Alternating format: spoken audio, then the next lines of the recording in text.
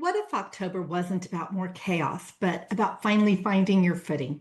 After months of eclipses, upheaval, and nonstop change, this month brings something more. This month brings something rare. Both Venus and Mars are at full power.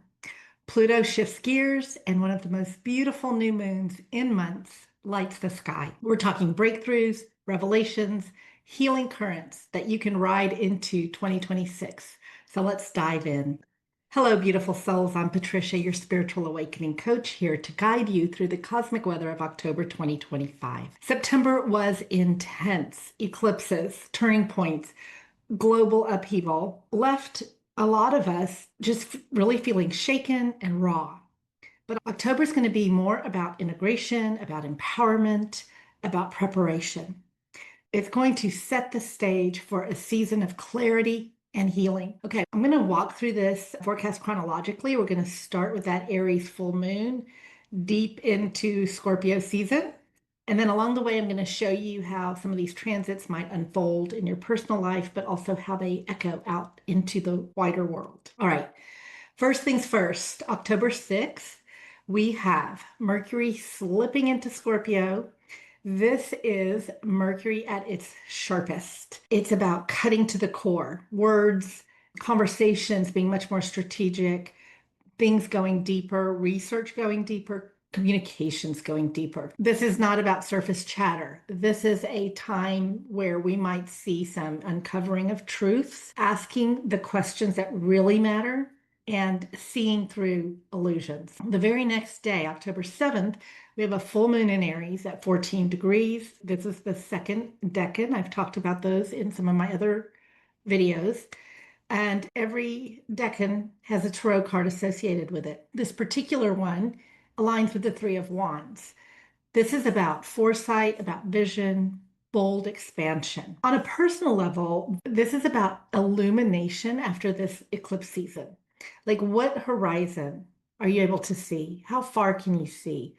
What has broadened for you? What truth has been revealed that you can't ignore anymore? This full moon is asking us to step forward with courage, with confidence. On the world stage, Aries full moons often correlate with bold moves, with protests, even military escalations. Aries is the warrior, after all. With Jupiter loosely squaring this moon, that's going to bring in a little bit more of this expansiveness, big daring gestures, enthusiasm, maybe too enthusiastic, maybe spilling into overreach.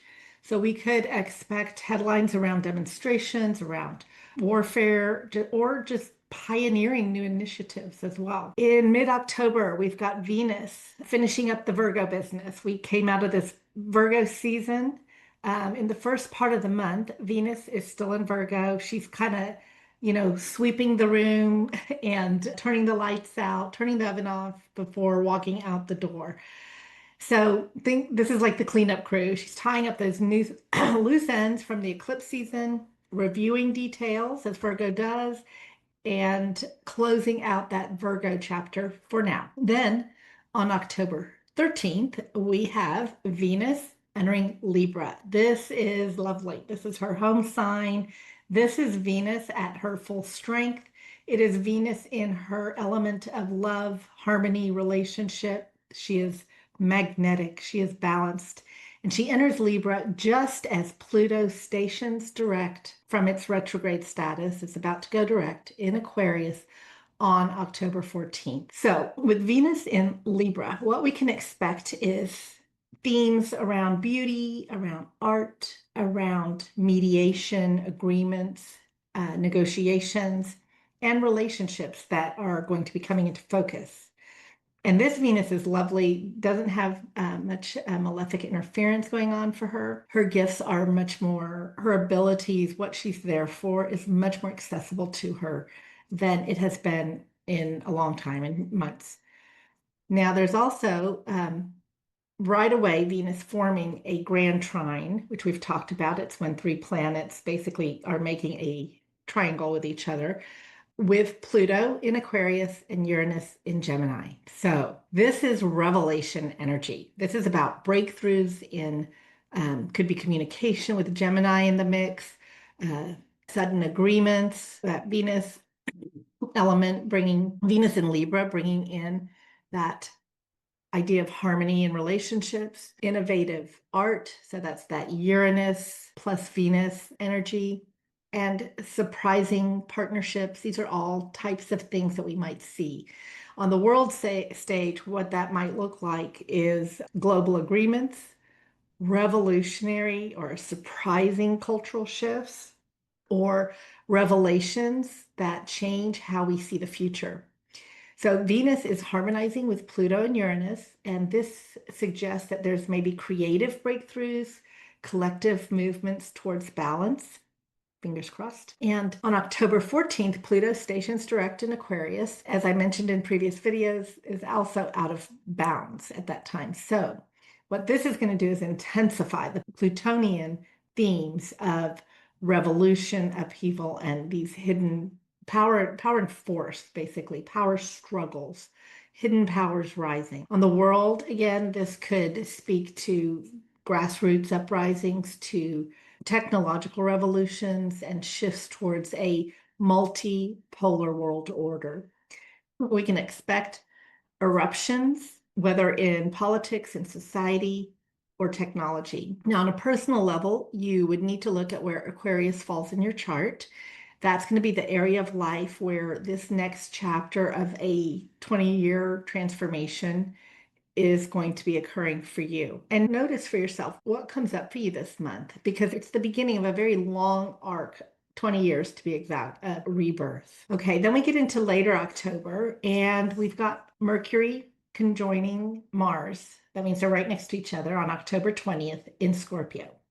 So this is strategic intensity. This is words and actions that are aligned with surgical precision. Excellent for deep research, for strategy, cutting away distractions, things that are getting in the way. It's a time on a personal level to be mindful about, speaking too sharply. Things might just kind of come out that can cut deeply. So something to be mindful of. I'll be sending you reminders in the weekly. Don't worry about that yet. Then on October 21st, we have the new moon in Libra. This is at 28 degrees of Libra. This is the third decan of Libra. The tarot card associated with it is the Four of Swords. Four of Swords is all about rest, retreat, reset. It's on a personal level. It is kind of like it's a new moon, so it's a clean new beginning after that eclipse season we've had. We have Venus really strong, as I mentioned, in her own sign, ruling this new moon. She rules Libra. And we have Jupiter squaring it with, now squares can be a little bit annoying, tense, but it could be bringing in a little bit more optimism, a little bit more faith, could be making things more expansive in the area of the Libra area of your chart. And this is one of the most positive lunations I think we've seen in a while. It's a time to seed your intentions, especially around balance, harmony, love, agreements, relationships, those sorts of Libran themes. It's also a time to rest, to reset, and allow space for renewal at that 28 degrees of Libra, which is indicated by the Four of Swords card. In the world, given Libra's association with peace and diplomacy, this lunation could coincide with efforts at reconciliation in conflict zones. With Venus and Jupiter involved, there's a lot of optimism, there's goodwill, they're stronger than they have been for some time. So let's hope for that. On October 22nd, we have Neptune going back into Pisces. It's retrograding for a final kind of 3-month stint before it goes forward into Aries for sure. Okay, so Neptune in Pisces has shaped the last more than a decade. This is the woke era. This is about blurred boundaries, therapy and spiritual empathy, these kinds of things that have come up in these past 14-ish years. But also what Neptune can create, and especially in Pisces, which is very watery and the sign of spirituality and dissolved boundaries, we can get this idea of disillusionment, boundarylessness, like the boundaries are dissolving. Could also even mean betrayals. So this final return to Pisces, where it's kind of finishing up business in there, could bring up more of these themes, even a sense of cultural endings. We may also see stories that are tied to water, to migration, and especially spirituality. On a personal level, this is reflection time. So, where have you idealized? Where have you dissolved? Where do you need clearer boundaries? Neptune's return asks us to integrate these lessons before it moves into Aries for good in early 2026, let's say. On the 23rd, the sun enters Scorpio, and the sun is going to be joining Mercury and Mars, which are already there.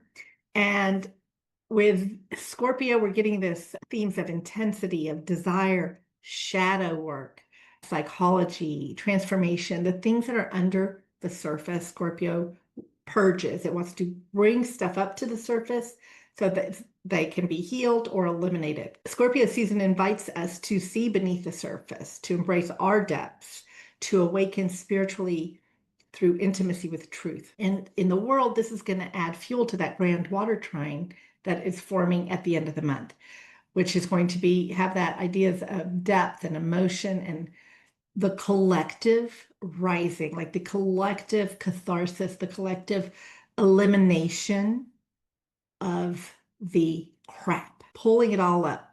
It's going to be seen. We might see more of it, right, as it gets pulled up to the surface in order to be healed, to be transmuted, to be transformed, to be released. Okay, at the end of October, coming into that last week, we have this grand water trine that is building. It's going to involve Mercury and Mars in Scorpio, and they are going to form trines to Saturn and Neptune in Pisces and Jupiter in Cancer, all water signs. On a personal level, this is healing emotional medicine. This is catharsis. This is spiritual insights, artistic flow, depth and connection are emphasized, but also watch out for emotional overwhelm. Make sure you are creating containers for your emotions, for your feelings. In the world, we can see themes of water, of healing, a collective release, going through the same thing that we are doing on a personal level.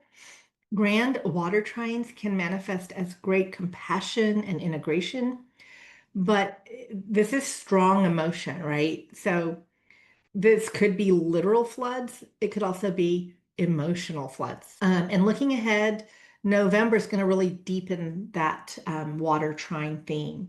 Then in November, we're going to have that Mercury retrograde beginning again. So just look ahead to that, something to look forward to. And it'll kind of bring forth some of the stories that are starting now in that theme. So to recap, October, we have full moon in Aries on October 7th. This is about illumination, foresight, that Three of Wands energy. We have Venus in Libra, October 13th, beauty, balance, harmony, supported by Pluto and Uranus, intense, revolutionary, surprising themes. Then we have Pluto going direct in Aquarius, October 14th. These are revolutionary eruptions, hidden forces emerging. October 21st brings the new moon in Libra, one of the best lunations of the year, the Four of Swords reset. Neptune back in Pisces on October 22nd, bringing cultural reflections and endings. Scorpio season around beginning October 23rd, when Sun enters Scorpio. We get those deep dives. We get looking under the surface, shadow work, intensity. The grand water trine will start building at the end of the month, giving us emotional healing, catharsis, spiritual integration.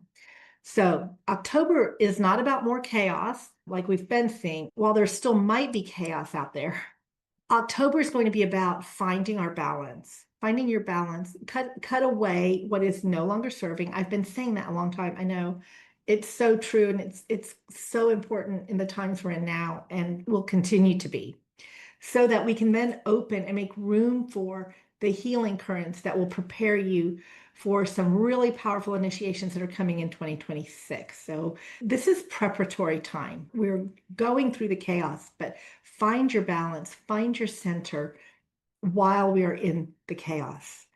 This is all about finding that peace no matter what is going on around you. Finding your core, finding your center, finding your peace. That is what's going to get us through these times. I want to thank you so much for being with me today.